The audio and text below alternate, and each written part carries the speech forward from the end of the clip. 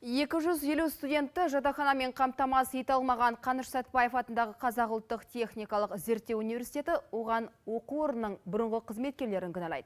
Шатақ 5-ші жатақтан шықты. Онда университетте жұмыс істеген ұстаздар тұрады. Барлығы 50 шақты адам.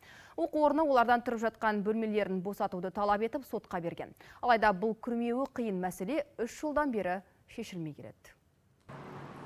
Қаныш Сәтбаев атындағы Қазақ ұлттық техникалық зерттеу университетінің басшылығы биыл барлық баланы жатақханамен қамтамасыз етеміз деп уәде берген. Яғни 21 тамызға дейін 1150 бала жатақханаға орналасты. Алайда 250 студентке орын жетпей қалды.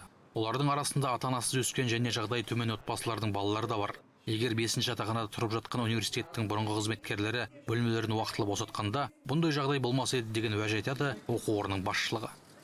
Ешқандай самозахват емес, бұны политех заңды түрде бізге берген өзі тұрыңдар деп. Ал қазір сондай жаңағы студенттерге жатақхана жататын орын жоқ деген сылтаумен бізді мына жерден шығармақшы. Өз бетімен жатақхананы басып алды деген тұрғындардың барлығында ректордың мынадай құжаты бар. Ол жерде уақытша тұрғын үйге мұқтаж қызметкерлерді магистранттар жатақханасынан 5-ші жатақханаға көшіру жөнінде бұйрық жазылған. Бірақ содан бері бұрынғы қызметкерлер университетпен дауласып келеді. Жатақханадан шыққан шатақ сотқа да жетіп, биыл 16 сот отырысы өтті. Сот шешімі университет пайдасына шешілгенмен тұрғындардың бөлмелерді босатуын кейінге шегерген.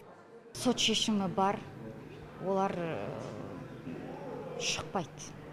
Біз қанша тырыссақ та, біз тырысқанның өзінде де ештеңе шықпайды.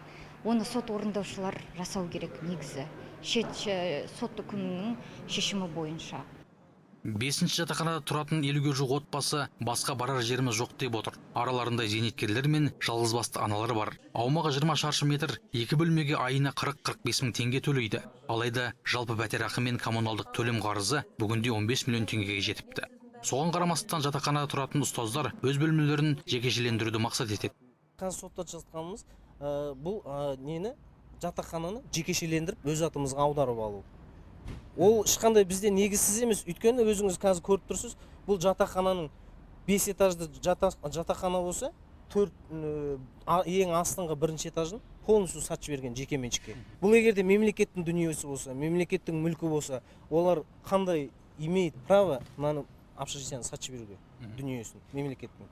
Сол қазір біздің соттасып отырған себебіміз сол.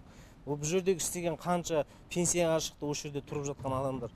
Жаңа оқу жылы басталуға аз күн қалды. Алайда университеттің 4-ші жатағында күрделі жөндеу жұмыстары аяқталмаған. Құрылыс әлі 2 айға созылмақ. Ал Қабанбай көшесінде орналасқан докторанттар мен магистранттарға арналған жатақхана тіпті қараусыз қалыпты. Ал бұл жатақхананың қазіргі жағдайы жабырқаулы. Былтырдан бері мұнда ешкім тұрмайды және биылда бірде-бір студент орналастырылмайды. Жатақхананың 1-ші қабатындағы кейбір терезелерге және есікке темір тор орнатылған, ал күзеттің жоқтығынан және қараусыз қалғаннан кейін кейбір терезелер тіпті шағылған. Қаңырап тұрған ғимараттың төңірегі лас, қаңғыбас адамдар мекеніне айналған. Егер ол жөнделіп, студенттер мен болашақ ғалымдар игілігіне берілсе, мұндай дау туындамас еді. Университет өкілдерінің айтуынша, бұл жатақхана апатты ғимарат деп танылған. Бұл жерге орналастыру мүмкіндігі жоқ бізде қазір. Ол сатылып кеткен деген мүлдем дұрыс емес. Біз ол жерге өзіміздің жобаларымыз бар. Ол жерге де мүмкін жатақхана соғылады деген өзіміздің бюджеттен қарастырылып жатыр қазір. Ал 5-ші жатақхана тұрғындары 9-ші жатақтың апатты жағдайда екеніне сенбейді. Өйткені оның дәлелдейтін құжаттар жоқ дейді олар. Өздері тұрып жатқан бөлмелерді босату жөніндегі сот шешімі әлде толық шықпаған. Сондықтан мұндағы дау әлі ұзаққа созылатын түрі бар. Алмас Садуақас, Нұрдәулет Жақсыбаев, Радик Жақыпов, қорытынды жаңалықтар, Алматы.